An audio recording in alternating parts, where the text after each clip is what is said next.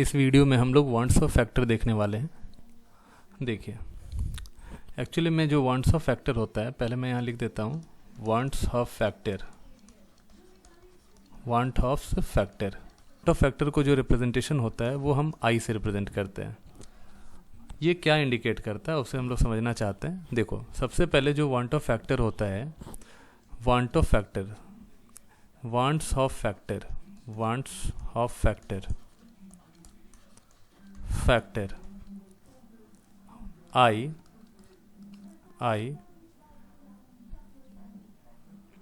is used to find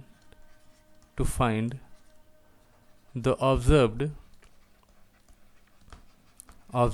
colligative property, observed colligative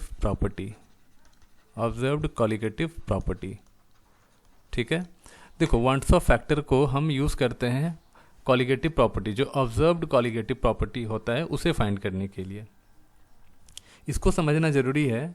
हमारे पास दो तरह का कॉलिगेटिव प्रॉपर्टी होता है, एक होता है ऑब्जर्व्ड कॉलिगेटिव प्रॉपर्टी और एक होता है थ्योरेटिकल कॉलिगेटिव प्रॉपर्टी। जैसे कि एग्जांपल से समझते हैं। जैसे मान लेते हैं कि हमारे पास यूरिया है और हमने यूरिया को 1 मोल ले लिया है। जैसे मान लो हमारे पास Na number of molecules urea का है, इसको हम लोग 1 मोल मान के चलते हैं। तो जब हम इसे पानी में डिज़ोल्व करते हैं तो पानी में डिज़ोल्व होने के बाद ये सेम एज इट इज़ रह जाता है, मतलब इसके अंदर कोई डिसोसिएशन या एसोसिएशन नहीं होता है। मतलब यूरिया का जो मोल हमने डाला था वही आपका डिसोल्यूशन के बाद, यानी कि उसको डिज़ोल्व करने के बाद सेम नंबर ऑफ मॉलिक्यूल आपका रह जाता है। तो ये जो आपका 1 मोल है जो हमने इनिशियली लिया है, this is called your theoretical. ये हमारा थ्योरेटिकल नंबर ऑफ मोल हो गया या थ्योरेटिकल नंबर ऑफ मॉलिक्यूल्स हो गया। और जो हमें डिज़ोल्व करने के बाद मिला है ये हमारा ऑब्जर्व्ड होता है। ठीक है, तो ऑब्जर्व्ड नंबर ऑफ मॉलिक्यूल या ऑब्जर्व्ड नंबर ऑफ मोल हमारा एज इट इज़ रह जाता है। ठीक है, तो हम यहाँ कह सकते हैं कि थ्योरेटिकल जो आपका नंबर ऑफ मोल है, यानी कि number of mole theoretical is equal to number of mole observed.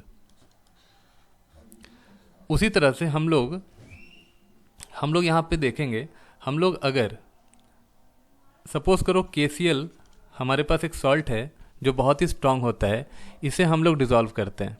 तो इनिशियली हम यहाँ पे Na नंबर ऑफ मॉलिक्यूल ले रहे हैं इसका, या Na नंबर ऑफ आयन ले रहे हैं। देखो Na नंबर ऑफ मोल ले रहे हैं।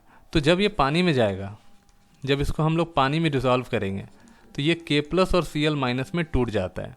तो यहाँ पे ऑब्जर्व्ड नंबर ऑफ मॉलिक्यूल या ऑब्जर्व्ड नंबर ऑफ मोल है, ऑब्जर्व्ड नंबर ऑफ मोल्स जो है वो हमारे पास 2 आ गया। तो इनिशियली हमने तो 1 मोल लिया था, लेकिन जब ये ब्रेक कर गया, जब ये टूट गया, तो हमारे पास 2 नंबर ऑफ मोल आ गया। इसका मतलब कि जो पानी में डिज़ोल्व होता है उसे ऑब्जर्व कहते हैं। और हमारा कॉलिगेटिव प्रॉपर्टी, देखो हमारा जो कॉलिगेटिव प्रॉपर्टी होता है, कॉलिगेटिव प्रॉपर्टी होता है, property depends on number of solute particles, number of solute particles or number of moles or observed number of moles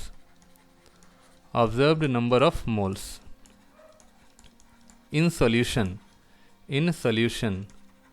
यानी कि सॉल्यूशन में हमारा ऑब्जर्व्ड नंबर ऑफ मोल्स कितना है उसके ऊपर डिपेंड करता है, बट डू नॉट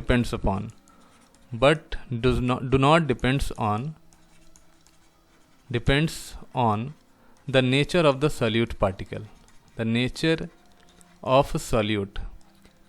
यानी सीधा सा यहाँ पे कहना है कि जो आपका कॉलिगेटिव प्रॉपर्टी होता है वो सिर्फ सॉल्यूट पार्टिकल्स पे डिपेंड करता है, लेकिन उनके नेचर के ऊपर यहाँ कोई डिपेंडेंसी नहीं होती है। तो यहाँ पे ध्यान रखना है। देखो अब हम यहाँ पे क्या करते हैं कि अब यहाँ देखो, यहाँ पे क्या है कि जो KCl था, वो KCl आपका जो ऑब्जर्व्ड नंबर ऑफ मोल दिया वो आपका 2 दे दिया। लेकिन यूरिया जो है, यूरिया हमारे पास अगर 1 मोल था, उसको डिज़ोल्व करने के बाद हमारा सेम मोल रह गया। तो यहाँ जो आपका सॉल्यूशन का प्रॉपर्टी होगा वो बिल्कुल बदल जाएगा। KCl के केस में कॉलिगेटिव प्रॉपर्टी कुछ और आएगा और यूरिया के केस में कॉलिगेटिव प्रॉपर्टी कुछ और आएगा।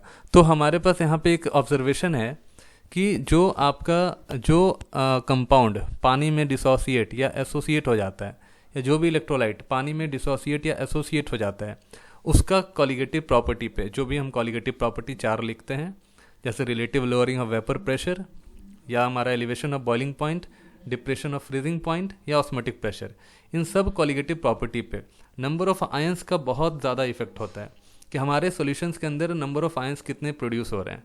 जितने ज़्यादा नंबर ऑफ आयंस प्रोड्यूस होंगे, कॉलिगेटिव प्रॉपर्टी प्रोपोर्शनैलिटी के हिसाब से उतना ही चेंज भी करेगा। अब यहाँ पे हम समझते हैं, देखो आई का वैल्यू, आई का मतलब क्या होता है। देखो आई एक्चुअल में डिपेंड करता है एसोसिएशन या डिसोसिएशन के ऊपर, कि मॉलिक्यूल हमारा डिसोसिएट कितना कर रहा है और एसोसिएट कितना होता है ना, कितना फ्रैक्शन कितना है हमारा, ठीक है, टोटल नंबर हमने कितना लिया, उसमें कितना हमारा टोटल डिसोसिएट या एसोसिएट हुआ है ना, वो सब हम यहाँ पे देखते हैं। देखो आई का मतलब होता है कि ऑब्जर्व्ड, देखना पहले हम लिख रहे हैं theoretical molar mass divide by observed molar mass. पहला हमारा आई का मतलब होता है थ्योरेटिकल मोलर मास, यानी कि m theoretical by m observed first में। दूसरा हमने देखते हैं यहाँ पे, दूसरा हम यहाँ पे देख रहे हैं आई का मतलब होता है observed number of moles divided by theoretical number of मोल।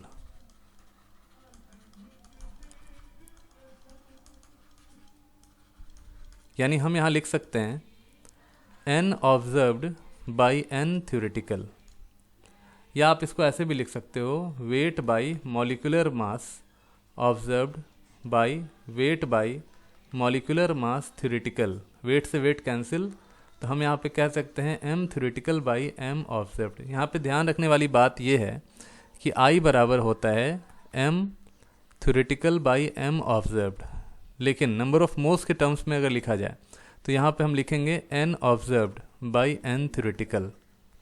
तो एक बात ध्यान रखिएगा, बहुत सारे स्टूडेंट्स को ये कन्फ्यूज़न होता है कि थ्योरेटिकल और ऑब्जर्व्ड कैसे हमको पता चलेगा कि कौन सा थ्योरेटिकल है कौन सा ऑब्जर्व है।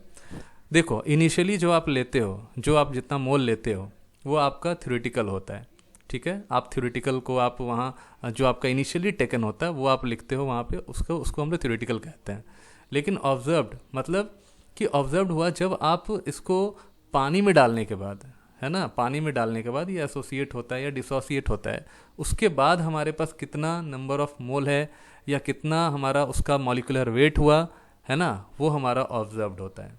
तो ये हमारा होता है कि जब हमने उसको पानी में डाला उसके बाद, दैट इज़ ऑब्जर्व्ड। इनिशियली जो हमने लिया उसको हम लोग थ्योरेटिकल बोलते हैं।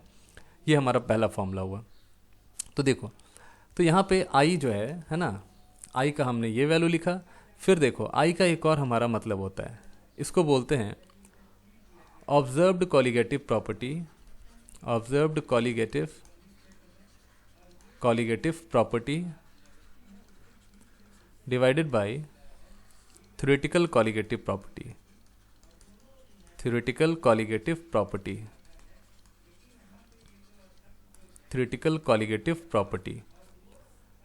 आई का एक और वैल्यू होता है टोटल नंबर ऑफ, ये इंपॉर्टेंट है आपका, total number of moles after association या dissociation divided by total number of moles initially taken. जितना नंबर ऑफ मोल हमने इनिशियली लिया है वो होता है। तो आई का 4 मतलब हमने आपको बताया। सबसे पहला हमने आई के बारे में बताया कि जो मॉलिक्यूलर मास थ्योरेटिकल होता है divide by molecular mass observed होता है। दूसरा हमने आई बताया observed number of moles divide by theoretical number of moles. तीसरा मैंने आई बताया observed colligative property bye theoretical colligative property. और चौथा मैंने आपको बताया आई का वैल्यू जो टोटल नंबर ऑफ मोल्स होता है आफ्टर एसोसिएशन और डिसोसिएशन। ये हमेशा ध्यान रखिएगा, एट इक्विलिब्रियम कंडीशन पे आपको रखना होगा, एट इक्विलिब्रियम पे रखना होगा। Divided by total number of moles initially taken, जो हम लोगों ने इनिशियली लिया है, that is the value of for I. तो यहाँ से आप यहाँ पे एक चीज़ देखो, यहाँ पे आपको एक चीज़ देखना है कि जो observed colligative property C P observed colligative property observed is equal to i colligative property theoretical. बस आपको जितने भी फॉर्मूले हैं उन सब में आई से मल्टीप्लाई कर देना है। जैसे जैसे आपके पास जो कॉलिगेटिव प्रॉपर्टीज़ हैं को कौन कौन सा है, सबसे पहला है relative lowering of vapour pressure, ठीक है। तो जो आपके पास ऑब्जर्व्ड वैल्यू आएगा वो आपको करना है i times of mole fraction of the solute. दूसरा elevation of boiling point EVP, ये भी आपको करना है। जो ऑब्जर्व्ड, आपको हमेशा ध्यान रखना है कि आपको ऑब्जर्व्ड वैल्यू चाहिए होता है, कभी भी थ्योरेटिकल वैल्यू आपको नहीं चाहिए। आपको कैलकुलेशन में हमेशा ऑब्जर्व्ड वैल्यू पूछा जाता है। ये अलग बात है कि हम लोग जो थ्योरेटिकल वैल्यू होता है उसी को ऑब्जर्व्ड मान के चलते हैं, लेकिन जब आप वांट ऑफ फैक्टर पढ़ लोगे उसके बाद आप जब न्यूमेरिकल करोगे तो आपको ये समझ में आएगा कि हर एक न्यूमेरिकल में जो आपने पहले भी किया है, सभी न्यूमेरिकल में आई का वैल्यू था लेकिन वो 1 था। फिर elevation of boiling point, that is I times of molality, I times of molality, सब में आई आपको रखना है। तीसरा डिप्रेशन ऑफ फ्रीजिंग पॉइंट, ध्यान रखना है डिप्रेशन ऑफ फ्रीजिंग पॉइंट, यहाँ भी आपने आई को मल्टीप्लाई कर लिया मोलालिटी से। और एक आपका लास्ट होता है ऑस्मोटिक प्रेशर, ऑस्मोटिक प्रेशर। तो ऑस्मोटिक प्रेशर आपका पाई से होता है रिप्रेजेंटेशन, तो पाई बराबर यहाँ रखेंगे ICRT, या इसी को हम बोलते हैं I ρGH। ये दोनों फार्मूला आपको ध्यान में रखना है, that is the osmotic pressure. अभी आप आगे भी आप देखेंगे इसको, ऑस्मोटिक प्रेशर को। तो ये सब वैल्यू होता है आई का। तो आई निकालने का बहुत ही बेहतरीन तरीका होता है कि जितने भी कॉलिगेटिव प्रॉपर्टीज़ होते हैं उन सारे थ्योरेटिकल वैल्यूज़ के अंदर आपको आई मल्टीप्लाई कर देना है। तो आई जब आप मल्टीप्लाई करेंगे तो आपको वो वैल्यू ऑब्जर्व्ड में मिल जाएगा। अब आगे देखिए, इसके बाद देखो हमारे पास क्या है, हमारे पास इलेक्ट्रोलाइट्स है। इलेक्ट्स में एक आपका इलेक्ट्रोलाइट्स होता है, दूसरा आपका नॉन इलेक्ट्रोलाइट्स होता है। नॉन इलेक्ट्रोलाइट्स होता है, नॉन इलेक्ट्रोलाइट्स होता है विच डू नॉट एसोसिएट और डिसोसिएट, एसोसिएट या डिसोसिएट, जो वाटर में एज इट इज़ रह जाएगा, ठीक है। विच डू नॉट एसोसिएट और डिसोसिएट, एग्जाम्पल ग्लूकोज, ये डिसॉल्व तो करेगा लेकिन डिसोसिएट या एसोसिएट नहीं करेगा, उसके मॉलिक्यूल्स एज इट इज़ रह जाते हैं। ग्लूकोज, यूरिया, सुक्रोज, ऐसे क्वेश्चंस में रहेंगे तो वहाँ पे आपको कुछ करने की ज़रूरत नहीं है। Glucose, urea, sucrose etcetera, these are the non electrolytes, वो इलेक्ट्रिसिटी भी कंडक्ट नहीं करेंगे। तो हम लोग यहाँ पे देखते हैं कि जो देखिए यहाँ पे हमेशा आपको आई को कंसिडर करना है। आई को हम लोग यहाँ पे ऑलवेज 1 मान के चलते हैं। तो ध्यान में रखेंगे एक बात, यहाँ पे मैं एक चीज़ लिख रहा हूँ, degree of dissociation, degree of dissociation. चूँकि इन सब इलेक्ट्रोलाइट ने इन सब सॉल्यूट ने डिसोसिएट नहीं किया, इसीलिए हम डिग्री ऑफ डिसोसिएशन अल्फ़ा को यहाँ पे हम 0 मान लेते हैं, क्योंकि यहाँ पे डिसोसिएशन नहीं है। आप लोगों ने पढ़ा भी होगा आयनिक इक्विलिब्रियम में, कोई भी चीज़ अगर डिसोसिएट करता है तो वहाँ अल्फ़ा का कुछ ना कुछ वैल्यू होता है, लेकिन अगर कोई डिसोसिएट ना करे तो वहाँ पे अल्फ़ा का वैल्यू हम 0 मान के चलते हैं। तो हमारे पास क्या है कि जो अल्फ़ा का वैल्यू है वो 1 होता है, और हम एक फॉर्मूला जानते हैं कि अल्फ़ा का वैल्यू निकालना है तो एक फॉर्मूला यूज़ करना होगा 1 + n-1 into alpha. Ionic equilibrium में आप सब लोगों ने देखा होगा कि अल्फ़ा की जगह पे हम लिख सकते हैं 1 + n-1 into alpha, sorry I यहाँ पे थोड़ा सा आप सही कर लीजिए, आई के जगह पे i is equal to this. तो हम यहाँ लिख सकते हैं i is equal to 1 + n-1 into alpha, alpha के वैल्यू पे 0, ये हो जाएगा 1 + 0, तो डैट इज़ आई बराबर 1। तो एक बात का ध्यान रखेंगे कि जो भी आप नॉन इलेक्ट्रोलाइट्स लेंगे उनके लिए आई का वैल्यू आपको 1 पुट करना है for non electrolytes. I is equal to 1। अब हम बात करते हैं इलेक्ट्रोलाइट्स के लिए। देखिए इलेक्ट्रोलाइट्स में हम किसी भी तरह का इलेक्ट्रोलाइट्स लेते हैं तो उसमें 2 चीज़ हो सकता है, एक या तो किसी भी इलेक्ट्रोलाइट के अंदर 2 चीज़ हो सकता है। पहला पहला, या तो उस इलेक्ट्रोलाइट का डिसोसिएशन हो सकता है, या तो उस इलेक्ट्रोलाइट का एसोसिएशन हो सकता है उस सॉल्यूशन में। या तो उस इलेक्ट्रोलाइट का डिसोसिएशन होता है या तो उस इलेक्ट्रोलाइट का एसोसिएशन होता है, दो चीज़ हो सकता है। अब देखिए, जैसे मान लो कि आपके पास डिसोसिएशन होता है, सबसे पहला हम बात करेंगे डिसोसिएशन के लिए। जैसे सपोज करो कि AB नाम का हमारे पास एक कंपाउंड है और ये ब्रेक करके A+ और B- का फॉर्मेशन कर रहा है। ठीक है, B- का फॉर्मेशन कर रहा है, तो इसे हम बोलते हैं डिसोसिएशन। ये डिसोसिएट कर गया। अब हमने 1 मोल कंसिडर किया था, ठीक है, हमने 1 मोल लिया था, पहले लिया था, तो ये हमारा होता है थ्योरेटिकल। ठीक है, लेकिन कॉलिगेटिव प्रॉपर्टी थ्योरेटिकल पे डिपेंड नहीं करता है। कॉलिगेटिव प्रॉपर्टी हमेशा आई पे डिपेंड करता है, यानी कि हमने यहाँ पे जो ऑब्टेंड किया, हमने यहाँ जो ऑब्टेंड किया वो टोटल 2 मोल ऑब्टेंड किया है। मतलब अब जो कॉलिगेटिव प्रॉपर्टी होगा वो इस 1 मोल पे नहीं, इस 2 मोल के ऊपर डिपेंड करता है। यानी कि हमारे पास जो भी कॉलिगेटिव प्रॉपर्टी होगा, इंक्रीज करे या डिक्रीज करे, कोई भी कॉलिगेटिव प्रॉपर्टी, वो इन्हीं 2 मोल के ऊपर डिपेंड करता है। कि अगर हमारे पास 2 मोल है, कॉलिगेटिव प्रॉपर्टी उसी के हिसाब से चेंज भी करेगा। 2 मोल है। एसोसिएशन का केस अगर हम बात करते हैं, अगर हमारे पास एसोसिएशन का केस है,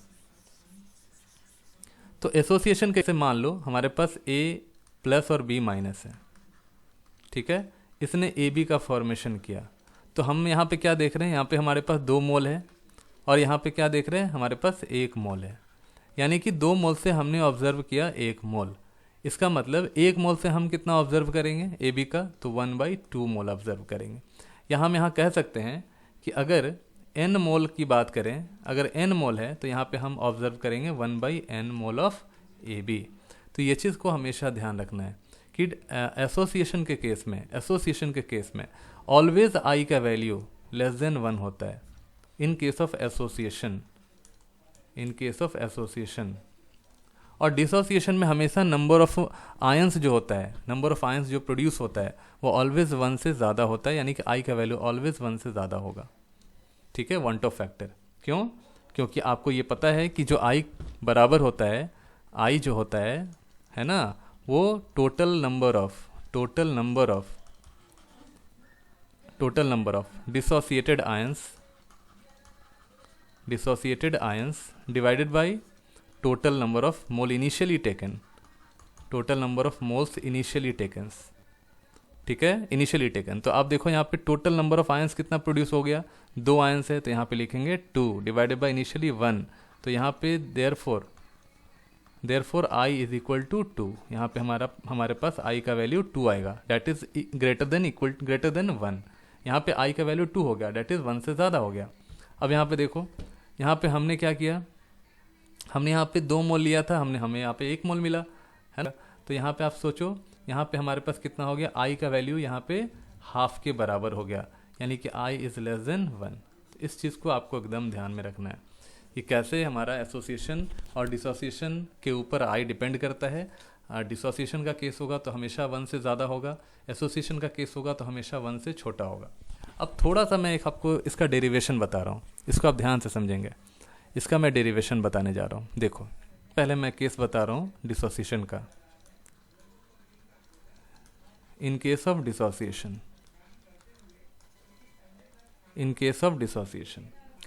डिसोसिएशन का जो केस है उसको देखिए। जैसे मान लो आपके पास A2 नाम का एक मॉलिक्यूल है, वो डिसोसिएट करके 2A नाम का 2A आपका एटम दे रहा है, यानी 2A आपका total number of ions produce कर रहा है। तो सपोज करो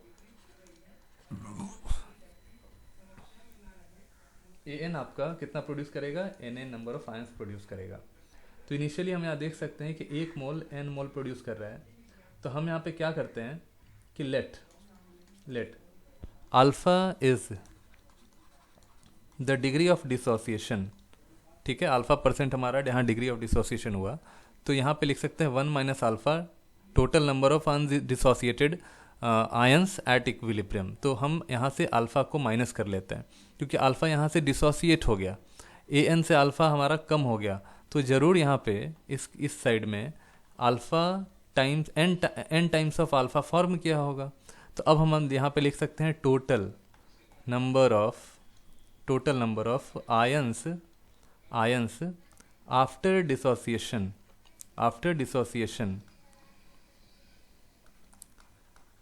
डिसोसिएशन के बाद कितना टोटल नंबर ऑफ आयंस है। तो इक्विलिब्रियम पे एक बात का ध्यान रखेंगे कि टोटल नंबर ऑफ आयंस आपका अनडिसोसिएटेड भी है और डिसोसिएटेड भी, दोनों को आपको लिखना पड़ेगा। तो 1 minus alpha plus n alpha और टोटल हमारे पास 1 है। इनिशियली हमने 1 लिया था, यही हमारा आई होता है। तो आई के जगह पे आप यहाँ लिख सकते हो, क्या, i is equal to 1 plus alpha times of n minus 1 divide by 1। This is the formula for dissociation. ये आपका डिसोसिएशन का केस हुआ, ये यहाँ पे डिसोसिएशन का केस होता है। सिमिलरली हम यहाँ पे एसोसिएशन के लिए बात करते हैं, case of association. In case of association, ठीक है, एसोसिएशन का केस सपोज करते हैं कि हमारे पास n नंबर ऑफ ए आपका आयंस है, वो एसोसिएट करके तो हमारे पास एक ही मॉलिक्यूल मिल रहा है। देखो हमने यहाँ से n लिया था, n मॉलिक्यूल लिया था, या n एटम या n आयन लिया था। ये एसोसिएट करके 1 मोल प्रोड्यूस कर रहा है। तो 1 मोल कितना मोल प्रोड्यूस करेगा, 1/n मोल प्रोड्यूस करेगा। ठीक है, तो अब हम यहाँ से लिखते हैं I is equal to total number of moles after association divided by total number of moles initially taken. Suppose करो Na मॉलिक्यूल है और हमारे पास n टाइम्स ऑफ A आपका मॉलिक्यूल जुड़ा हुआ है ना, ऐड हुआ। तो हम यहाँ कह सकते हैं कि सपोज करते हैं कि 1 जो है एक मॉलिक्यूल यहाँ से हम लेते हैं, तो यहाँ पे 1/n molecules of A form कर रहा है। ठीक है, late alpha is the degree of dissociation. तो हम लोग यहाँ पे क्या कर सकते हैं कि अल्फ़ा हम 1 में से माइनस करके यहाँ पे 1/n टाइम्स ऑफ अल्फ़ा लिख सकते हैं, क्योंकि अल्फ़ा यहाँ से अगर हम डिसोसिएट किए तो उधर उतना ही 1/n times of alpha form कर गया होगा। तो यहाँ पे i का वैल्यू लिखना है, तो i is equal to 1 minus alpha plus अल्फ़ा/n divided by total number of moles. तो यहाँ पे हम लिख सकते हैं 1 प्लस अल्फ़ा टाइम्स ऑफ, इसको मैं ऊपर लिख देता हूँ। तो यहाँ पे आपका i इज इक्वल टू, देखो i is equal to 1 plus alpha 1/n minus 1। This is the value for i in case of association. ये हमारा हो गया इन केस ऑफ एसोसिएशन, ये हमारा हो गया इन case of association. This is in case of association, ये हमारा एसोसिएशन का केस है। अब देखिए, तो 2 चीज़ हमने आपको बताया। अब एग्जांपल, जैसे मान लो हमारे पास एसिटिक एसिड है ना, dissolve acetic acid in benzene it form dimer, ये फॉर्म करता है डाइमर। तो अगर हमने 2 मोल एसिटिक एसिड का ले लिया CH3COOH, तो इसने 1 मोल फॉर्म किया, CH3COOH का 1 मोल फॉर्म करेगा। ये कंबाइन एक ही मॉलिक्यूल है, ध्यान रखेंगे यहाँ पे, ये आपका डाइमर का फॉर्मेशन करता है। ये इसका एग्जांपल है। लेकिन एक बात का ध्यान रखेंगे कि एसिटिक एसिड को अगर पानी में आप डालिएगा, ठीक है, तो पानी में डालने के बाद वो डाइमर फॉर्म नहीं करेगा, वो डिसोसिएट करेगा। लेकिन बेंजीन के केस में डालेंगे, बेंजीन के सॉल्वेंट में डालते हैं, तो ये क्या करेगा, एसोसिएट करता है, यहाँ पे एसोसिएशन होता है। ठीक है, तो ये हमारा कुछ एग्जांपल्स हुआ, तो इसको बहुत अच्छे से आपको ध्यान में रखना होगा। आगे हम आपको इसके अगले वीडियो में मैं आपको इसके आगे और डिटेल में आपको बता रहा हूँ। Thank you, wish you all the best.